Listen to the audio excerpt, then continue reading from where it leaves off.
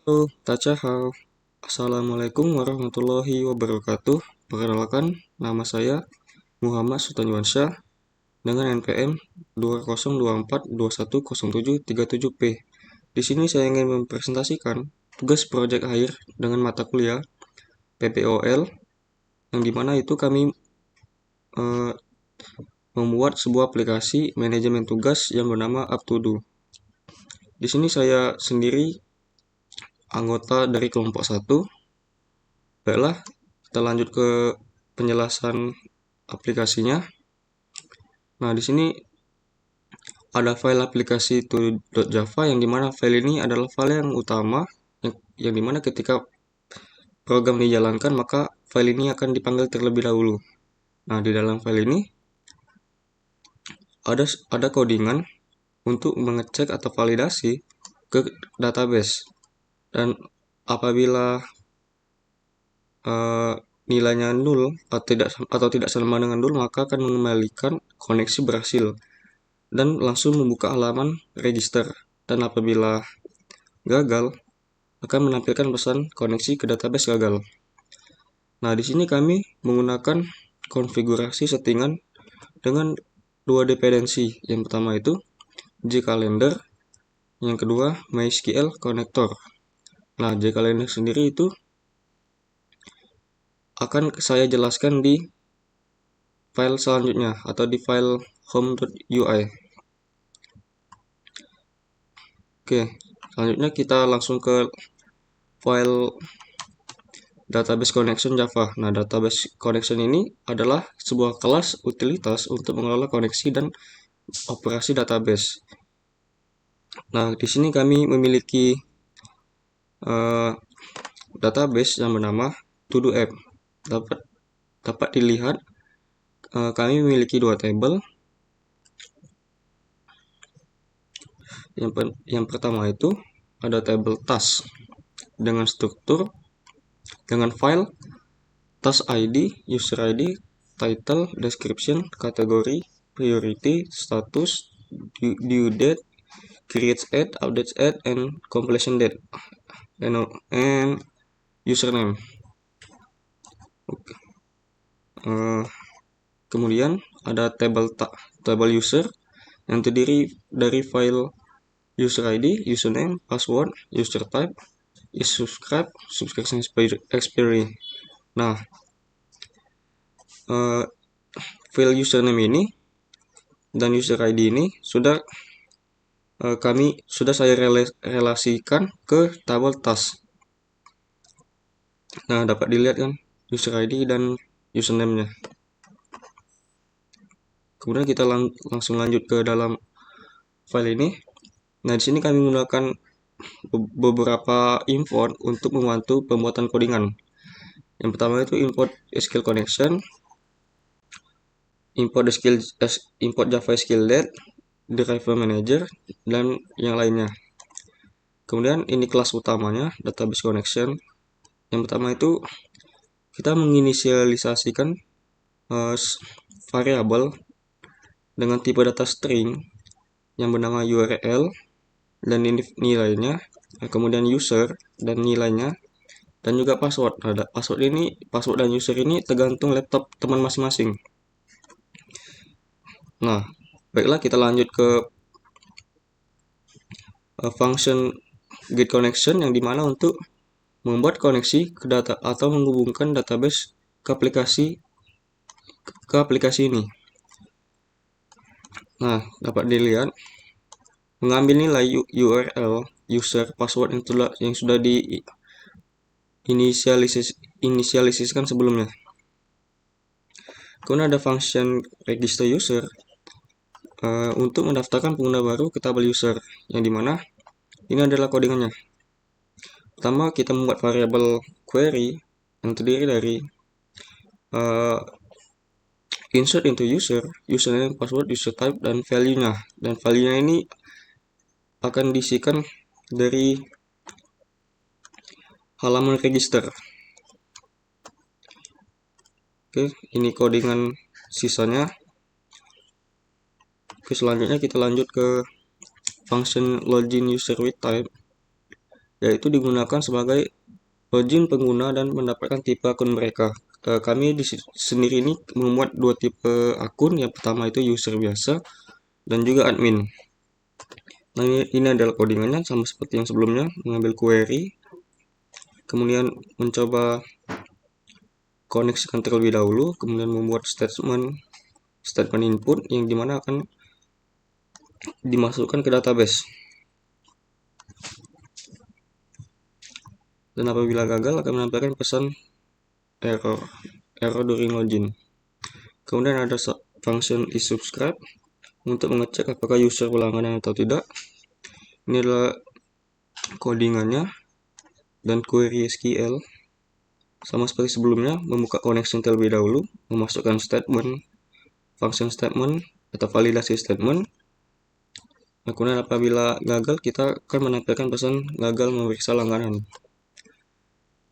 Kemudian ada function activate subscription, digunakan untuk mengaktifkan atau memperbarui langganan pengguna. Ini adalah query SQL-nya. Ini adalah buka koneksi database seperti sebelumnya, membuat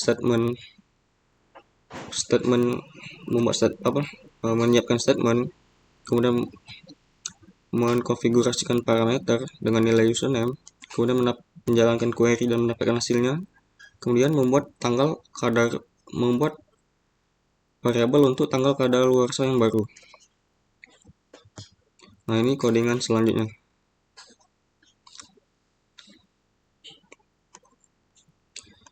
Ini query selanjutnya untuk memperbarui status langganan di database. Kemudian ada function isUsername taken. Fungsi ini untuk mengecek apakah username sudah digunakan. Apabila username sudah digunakan, maka tidak bisa membuat username tersebut menjadi duplikat. Maka diharapkan user akan membuat username dengan nama yang lain. Ini adalah function load test untuk mengisi atau memuat daftar tugas untuk user tertentu. Jadi apabila user sudah login, maka semua task atau di table tasknya itu dimuat di halaman home UI. Baiklah, sekarang kita jalankan codingannya.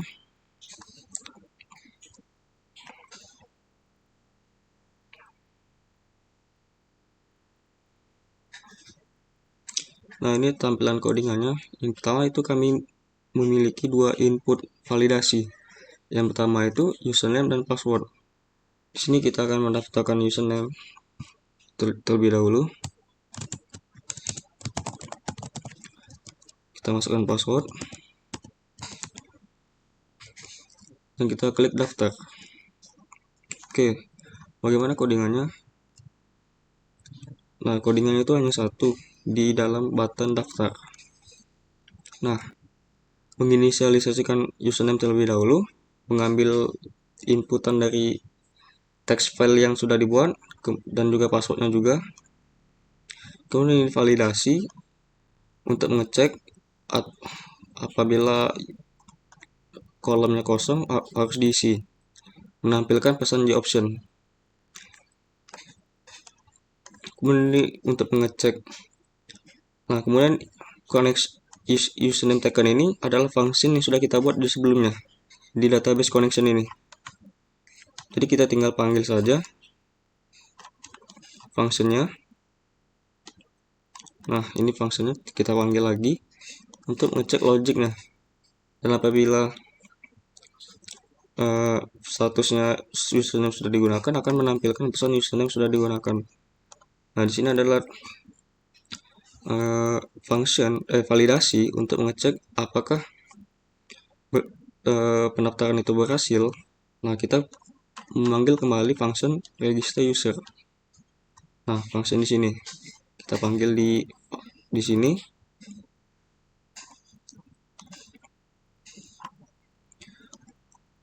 Oke. Apabila gagal akan menampilkan pesan pendaftaran gagal. Sekarang kita lanjut ke login.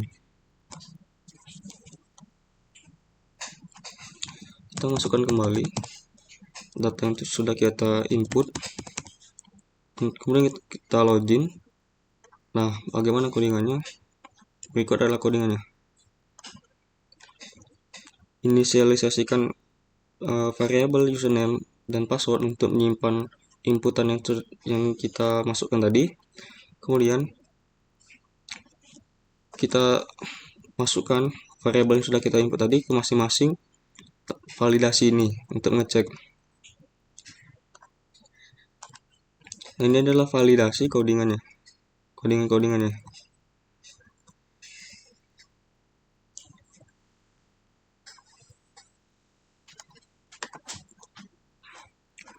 Nah, di sini kami membuat fitur prabayar yang dimana ketika user baru belum berlangganan maka dia harus mewajibkan terlebih dahulu membayar langganan.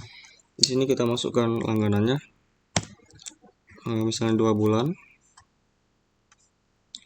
Nah, sini inputan total ini sudah otomatis keluar hasilnya. Lalu kita klik bayar. Oke, kalau sudah, dia langsung menampilkan halaman home UI. Nah, codingan pembayaran tadi seperti ini. Inisialisasikan variabel dengan nama variabel lama langganan teks dengan tipe data string, mengambil nilai dari berapa lama subscription test fill. Nah, di sini ini nama variabelnya. Nah, inputannya tadi diambil dan juga ketika sudah diambil kita membuat variabel dengan tipe data integer dengan nama lama langganan. Nah, barulah di sini kita membuat logic validasinya. Dapat seperti yang dilihat di layar.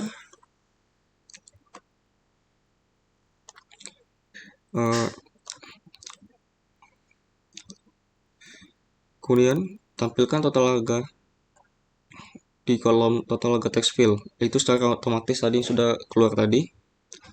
Kemudian tampilkan dialog konfirmasi kepada pengguna untuk melanjutkan pembayaran apabila pengguna tadi sudah mengklik button bayar tadi. Ini sama seperti sebelumnya, menampilkan di option pembayaran.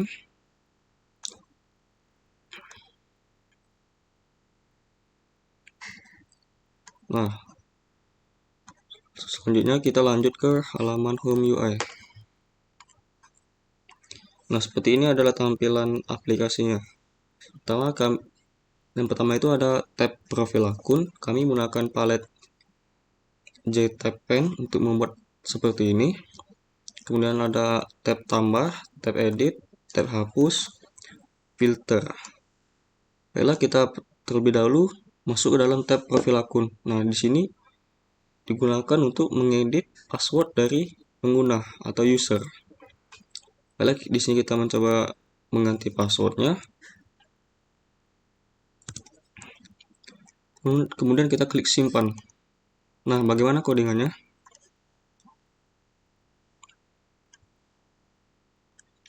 Itu setelan yang pertama itu password field ini itu tidak bisa diedit. Nah, pas kita klik edit, passwordnya itu kita ganti menjadi editable, menjadi nilainya true. Kemudian menampilkan pesan di option, silakan edit data profil Anda.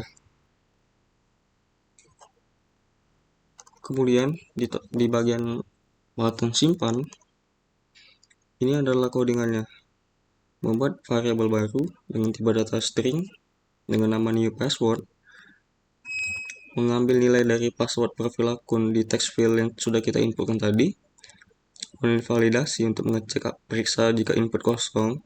Kemudian kita membuat query SQL untuk melakukan update pada password berdasarkan username. Nah, ini adalah codingan koneksi ke database-nya dengan statement membuat state string dengan new password dan juga username-nya. Kemudian kita eksekusi query dan periksa apakah ada baris yang diperbarui. Apabila ada atau nilainya lebih besar dari 0 atau 1, maka password berhasil diperbarui. Dan apabila tidak, maka akan gagal memperbarui password. Kemudian ini pesan untuk menampilkan error kesalahan. Oke, selanjutnya di sini adalah fitur untuk memperbarui langganan.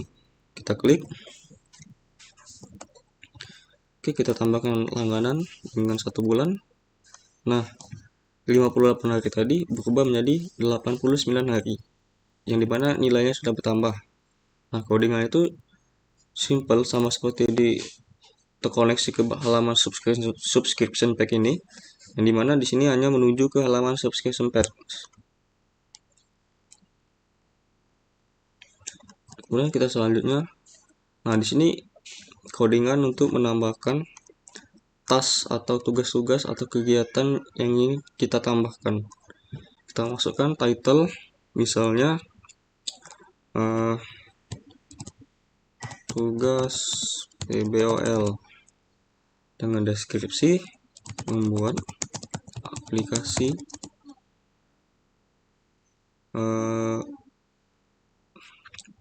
kalkulator. Kita masukkan kategorinya dengan tipe kuliah, dengan prioritas itu tergantung kita ya teman-teman. Misalnya kita masukkan rendah saja karena deadline-nya itu masih agak lama. Kemudian kita tambahkan. Nah, di sini tugasnya itu di generate dengan ID seperti ini. Nah, bagaimana bentuk di generate tugasnya? Maka kita bisa lihat di codingannya. Nah, ini adalah codingannya untuk menggenerate task ID. Jadi kami itu menggunakan operator switch. Apabila case-nya itu rumah tangga, maka prefix awalannya itu RT. Apabila kuliah, maka Q, sekolah SK, pekerjaan PJ. Oke, kita lanjut ke query SQL-nya. Ini adalah men-select tugas task ID dari tabel task, yang dimana berdasarkan username dan kategorinya. Kemudian ini untuk mencoba mengkondisikan ke database, membuat parameter statement, mengisi parameter query SQL dengan nilai username dan kategori. Parameter ini digunakan untuk membatasi hasil query agar hanya relevan dengan pengguna dan kategori yang bersangkutan. Kemudian eksekusi query-nya. Nah, untuk di sini adalah codingannya, dapat kita lihat di komen tab berikut ini. Oke, sama seperti sebelumnya, apabila gagal akan menampilkan pesan error menghasilkan ID tugas.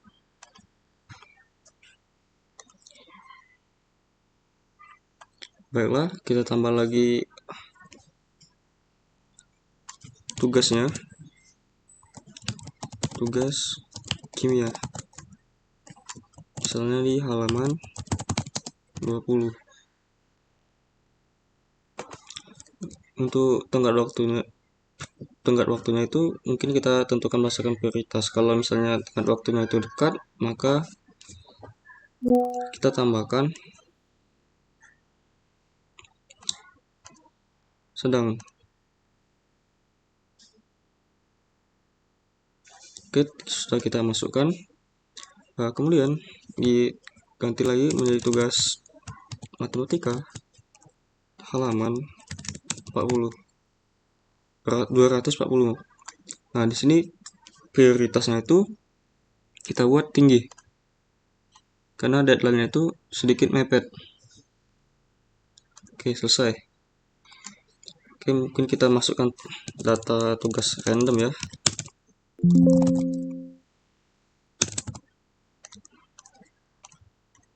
Untuk melakukan pengecekan saja.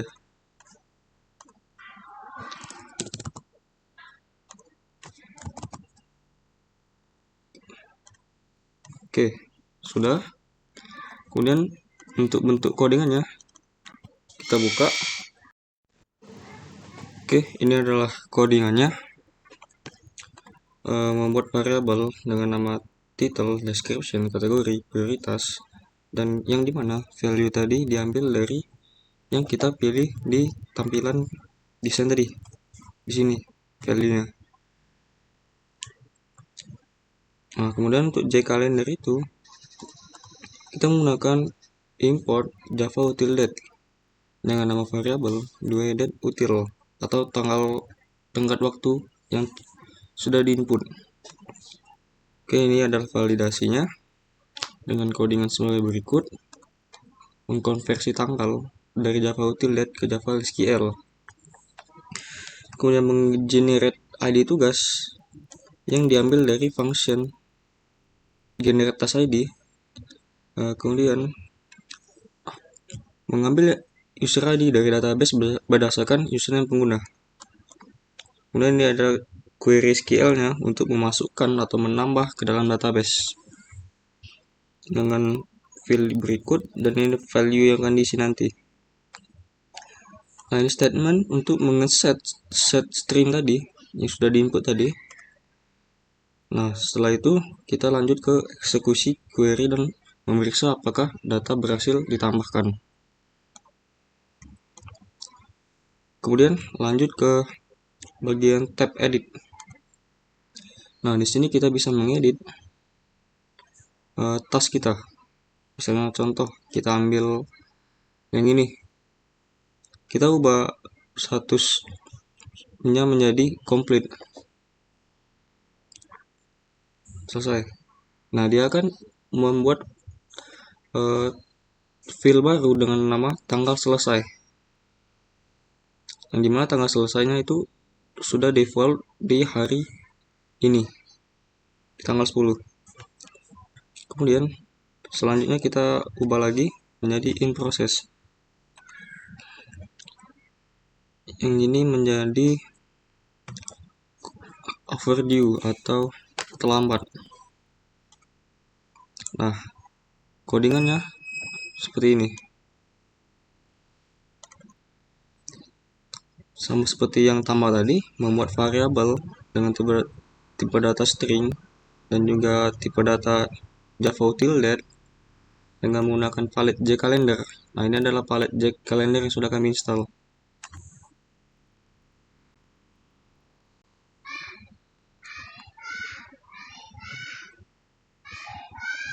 Nah, ada jCalendar, jdate courser, jdate.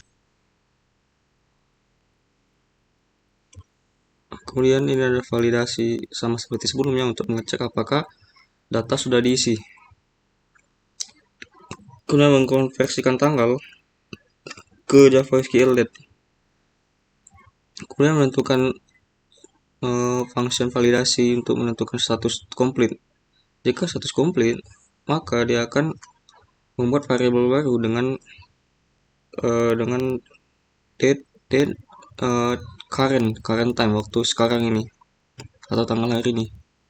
Kemudian ini SQL untuk mengupdate di dalam database. Nah, ini adalah statement yang akan kita masukkan ke dalam database. Dan ini adalah eksekusi query-nya.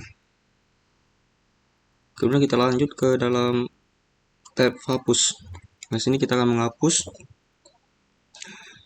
Misalnya nomor 5 kita hapus. Nah,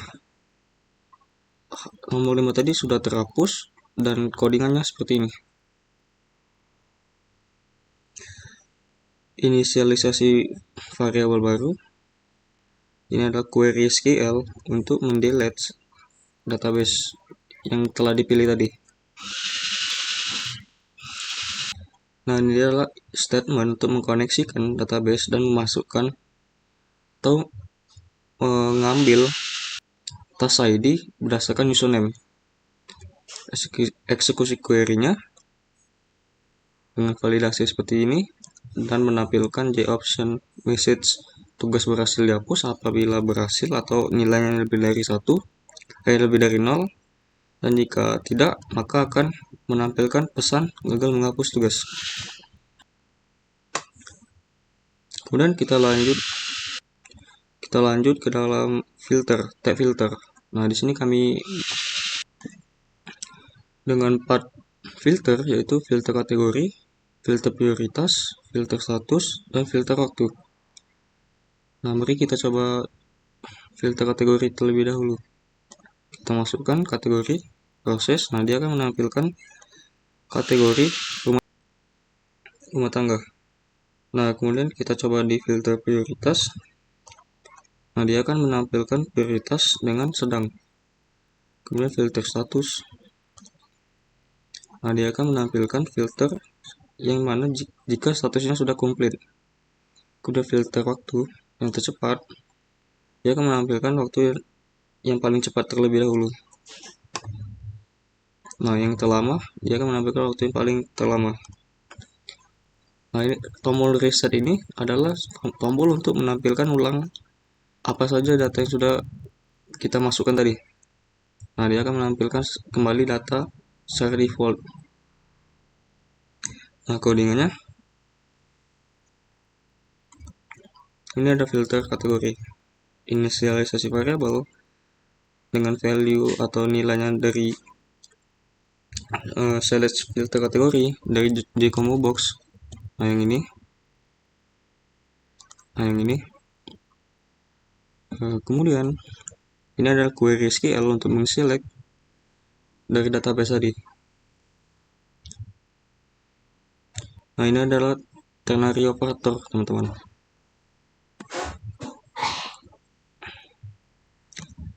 Kemudian ini adalah